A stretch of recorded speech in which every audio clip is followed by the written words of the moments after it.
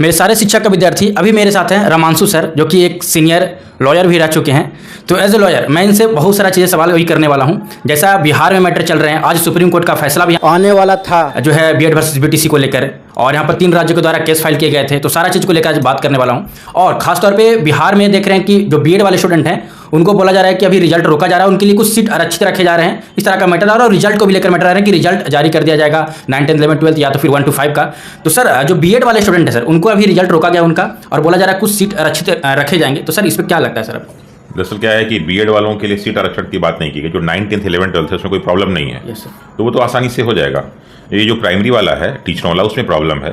तो उसमें प्रॉब्लम के लिए सरकार और बीपीएससी ये सारे के सारे कोर्ट के जब तक केस फाइनल नहीं हो जाते उसमें फंसा हुआ है। अब उसमें क्या है कि सबको मालूम है कि उसमें डीएलएड वाले जाने चाहिए, लेकिन इन्होंने क्या किया कि जो बच्चों का फॉर्म भरवाया, तो जो बच्चे फॉर्म भरे उसमें जिनके पास डीएलएड की डिग्री थी उन्होंने बीएड की डिग्री डाल दी। तो बाद में इनको जो करेक्शन कराना चाहिए था उससे बाद में करेक्शन करवाए। और अभी भी हो रहा है कि जो आपका डॉक्यूमेंट वेरिफिकेशन हो रहा है उसमें सबसे इंपॉर्टेंट चीज़ यही है।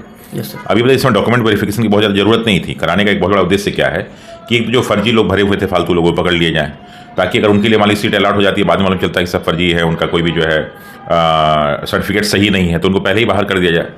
और दूसरी चीज़ एक ये है कि जो बच्चे ऐसे हैं जो ऑलरेडी बीएड भी हैं और डीएलएड भी हैं, तो चूँकि डीएलएड वालों में उनको जाना चाहिए। अगर उन्होंने जो है बीपीएससी के कहने पे बीएड भर दिया तो ऐसा नहीं हो कि उनको छाट के बाहर कर दिया जाता। तो डीएलएड वालों को शामिल करने के लिए, उनको मौका देने के लिए ये सारा का सारा काम किया जा रहा है। और ऐसे में बताया जा रहा है सर कि रिजल्ट जो है प्राइमरी का वो 18 से 22 तारीख तक आ जाएंगे सितंबर में, और 9, 10, 11, 12 का तो जो है पहले ही आ जाएंगे, और 22 से 25 के बीच में उसका आएंगे प्राइमरी वाला का सर। प्राइमरी, हाँ। तो सर ऐसे में रिजल्ट निकालना सर, रिजल्ट तो आ जाएगा, डीएड वाले आ जाएंगे सर, डीएड वाले को तो सारा प्रक्रिया हो जाएगा सर। तो उनको जो रोक कर रखा जा रहा है सर, जैसे में एक नोटिस निकला था, जिनके पास भी बीएड का सर्टिफिकेट है और डीएड का सर्टिफिकेट है, तो डीएड वाले अपना सर्टिफिकेट दे दें, यहाँ पर बीएड वाले का मतलब एक तरह से साइड किया जा रहा है सर उस पर।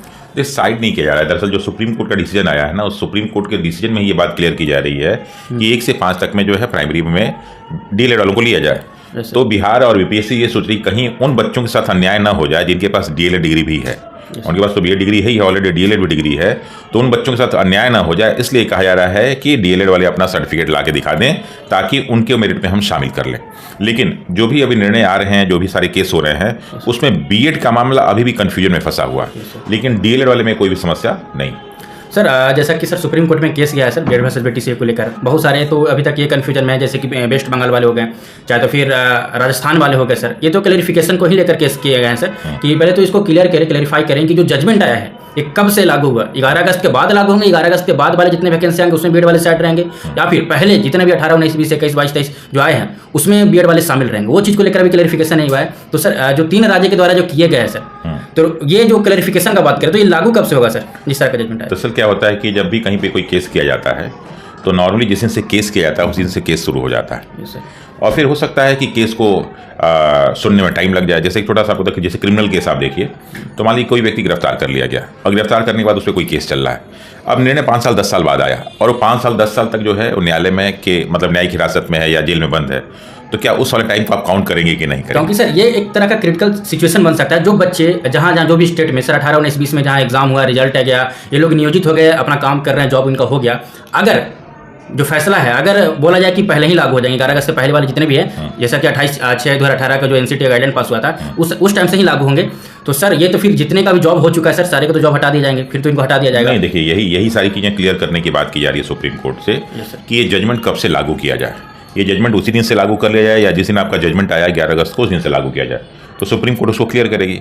वैसे बेहतर यही होना चाहिए कि जो लोग ऑलरेडी जॉब में ज्वाइन कर चुके हैं, जो सैलरी पा रहे हैं, उनको नॉर्मली कोर्ट हटाती नहीं, लेकिन जो बाकी सारी नियुक्ति प्रक्रियाएं अभी जो शुरू तो हो चुकी हैं लेकिन कंप्लीट नहीं हुई हैं, या जिन लोगों ने ज्वाइन नहीं किया है, वो लोग इस जो है सिलेक्शन से बाहर हो सकते हैं। Yes sir. तो सर ऐसे में जो 11 अगस्त का जो जजमेंट आया सर, उसके बाद सर जैसा कि आप देखे होंगे कि हाँ जो छत्तीसगढ़ वाले मैटर हैं सर, छत्तीसगढ़ वाले मैटर में तो बीएड वाले को शामिल किया गया क्योंकि इनका काउंसलिंग का टाइम चल रहा था सर। तो यहाँ तो राहत भरी खबर है सर बीएड वालों के लिए। तो सर अगर ऐसा होता है कि इससे पहले लागू ना हो, 11 अगस्त से पहले, 11 अगस्त के बाद हो, तो सर सारा मैटर तो यहाँ पर सॉर्ट आउट हो जाएंगे सर, सारा मैटर। नहीं, जो छत्तीसगढ़ वाला है वो काउंसलिंग की बात है, ज्वाइनिंग की बात नहीं, ठीक है ना। तो काउंसलिंग लास्ट पेज का तो होता है, काउंसलिंग लास्ट पेज की बात है, लेकिन ज्वाइनिंग देखिए ये बता दूं आपको, सरकारी नौकरी में क्या होता है, जब तक आप ज्वाइन नहीं कर लेते, जब तक वो जिस दिन ज्वाइनिंग नहीं कर लेंगे तब तक आपको ज्वाइन नहीं माना जाता है। तो इसलिए जब तक कोई व्यक्ति ज्वाइन नहीं कर लेता, ठीक है ना, तब तक उसको ज्वाइन नहीं माना जाता, तब तक प्रक्रिया पूरी जो है वो शुरू नहीं होती और ये प्रक्रिया पूरी कंप्लीट नहीं होती। तो उसमें काउंसलिंग के लिए परमिशन दिया गया, ना कि ज्वाइनिंग के लिए परमिशन दिया है। ठीक है सर। तो आज सर सुप्रीम कोर्ट का फैसला आने वाला है सर, शायद कुछ देर में आ जाए, आधा घंटा 1 घंटा में आ जाए। तो इसी को लेकर सर क्या लगता है सर, सुप्रीम कोर्ट का जो केस है सर, जो जजमेंट आज आने वाला है, तो क्या पक्ष में आ सकते हैं सर? क्या लगता है, बीएड वाले के पक्ष में आ सकते हैं, डीएलएड वाले के पक्ष में आ सकते हैं? बीएड और डीएलएड वालों के पक्ष की बात नहीं है, इसमें मेन बात यह है कि न्याय और अन्याय की बात है, कि एक के साथ न्याय भी हो, दूसरे के साथ अन्याय भी ना हो। तो इसके लिए हो सकता है कि सुप्रीम कोर्ट अपने जजमेंट में ये कहे कि जो प्रक्रियाएं कंप्लीट हो चुकी हैं, जहां पे लोग ज्वाइन कर चुके हैं, उनको करा दिया जाए, लेकिन अभी जो प्रक्रियाएं चल रही हैं उसमें हो सकता है कि डीएलएड वालों को प्राथमिकता दी जाए।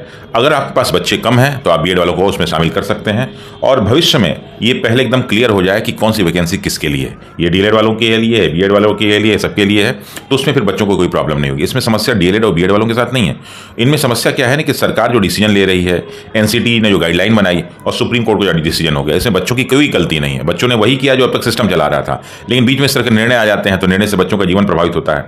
तो ये तो मेरा सबसे आग्रह होगा, चाहे बीपीएससी हो, चाहे अदर स्टेट के भी हों, या फिर जो प्रशासन है, जो विधायिका है और जो न्यायपालिका है, वो तीनों मिलकर हमेशा ऐसा निर्णय ले कि किसी का अहित ना हो, सबका लाभ हो। सर अभी एक मैटर चल रहा है सर, यूपी की तरफ से केस किए गए हैं, जो यहाँ यूपी के जो डीएलएड वाले हैं, चाहे तो शिक्षा मित्र भी सुप्रीम कोर्ट में उठकर चले गए, शिक्षा मित्र वाले भी, कि जो 69,000 जो वैकेंसी आया था, जो राम शरण मौर्य बनाम केस जो है राज्य सरकार के द्वारा जो किया गया था सर, तो सर उसमें जैसा कि जजमेंट आएगा 11 अगस्त को, उसके बाद बोले जा रहे हैं कि बीएड वाले को हटाया जाए, और क्योंकि कट ऑफ ज़्यादा चला गया था उसीलिए शिक्षा मित्र वाले शामिल नहीं हुए थे, और दूसरी तरफ जो डीएलएड वाले हैं वो बोल रहे हैं कि अब बीएड वालों को हटाया जाए, उसके जगह पे हम लोग को दिया जाए। तो सर वो लोग तो यहाँ पर तो सारा काम हो चुके हैं, नियोजित हो चुके हैं सर, तो यहाँ पर जो शिक्षा मित्र जो गए हैं सर उठ के, सर वहाँ पर तो मैटर समझ में नहीं आता है सर, वो अब जाने का क्या मतलब है सर? अब देखिए, वो दरअसल ये सोच रहे हैं कि डीएलएड वालों को मौका मिल रहा है इसमें, तो इसलिए हम लोग भी उसी तरह के थे, तो हम लोग को भी मौका मिलना चाहिए। भाई केस करने में क्या लगता है, कर लिए केस, कोई दिक्कत नहीं है। अगर हो सकता है कि हमें लाभ मिल जाए तो हमें भी लाभ मिल जाए, तो इन्होंने केस किया है। देखिए हो सकता है, वही है ना कि कोर्ट को क्लियर कर देना चाहिए कि ये कब से लागू होगा, कोर्ट को ये क्लियर कर देना कि फ्यूचर में क्या होना चाहिए। जब कोर्ट को ही डिसाइड करना है, एनसीटी को डिसाइड नहीं करना है, सरकार को डिसाइड नहीं करना है, कमीशन को डिसाइड नहीं करना है, जब कोर्ट को डिसाइड करना है तो कोर्ट पहले दिन डिसाइड कर दे और बोल दे सबको फ्यूचर में किस तरह की गलती नहीं होनी चाहिए, खत्म बात। लड़के क्यों परेशान हो, लड़कों को परेशान करने की क्या भाई समस्या है? ये बार बार जो है इसमें परेशान तो बच्चे हो रहे, जो बच्चे एग्जाम दिए, जो अपनी नौकरी की तलाश कर रहे हैं, वो सारे के सारे तनाव में है, जबकि उन बच्चों की तो कोई गलती है नहीं। तो सरकार को, न्यायपालिका को दोनों के हित में सही डिसीजन लेना चाहिए, ना किसी के साथ अन्याय हो, और जिसके साथ जो न्याय होना चाहिए वो न्याय होना चाहिए। कुछ देर के बाद सर जजमेंट आने वाला है, सुप्रीम कोर्ट का फैसला आने वाला है, तो वो चीज़ को लेकर मेरे मतलब जितने मेरे स्टूडेंट हैं उन लोग को थोड़ा सा बता दिया जो भी जजमेंट के बारे में होगा। ठीक है, बिल्कुल, जजमेंट जो भी आएगा तो उसको हम लोग एक बार देखेंगे। होता क्या है ना कि जजमेंट तुरंत आता है ना तो एक शॉर्ट बताया जाता है, लेकिन जब आप जजमेंट को पढ़ें तो उसके बहुत सारे मीनिंग्स निकलते हैं। तो जब जजमेंट का मीनिंग्स निकलेगा, जो जजमेंट आएगा, तो उस पर जो भी होगा मैं आपको उचित बताऊंगा। तो जितने भी स्टूडेंट हैं, जितने भी मेरे साथी हैं, चैनल को जरूर सब्सक्राइब करके रखिएगा, क्योंकि कुछ ही देर के अंदर, आधा घंटा 1 घंटा जो भी टाइम लगे, जितनी देर में जजमेंट आता है, जैसे ही फैसला आता है, मैं सबसे पहले अपडेट करा दूंगा सर के द्वारा। तो हर एक बच्चा चैनल को सब्सक्राइब करके जुड़े रहना, क्योंकि आज का जो फैसला आने वाला है सुप्रीम कोर्ट का, ये सारा चीज़ क्लियर करके रख देंगे। सारे स्टूडेंट चैनल को सब्सक्राइब करके जरूर रखिएगा, जैसे ही आगे मैं आप लोग के साथ सबसे पहले शेयर कर दूंगा।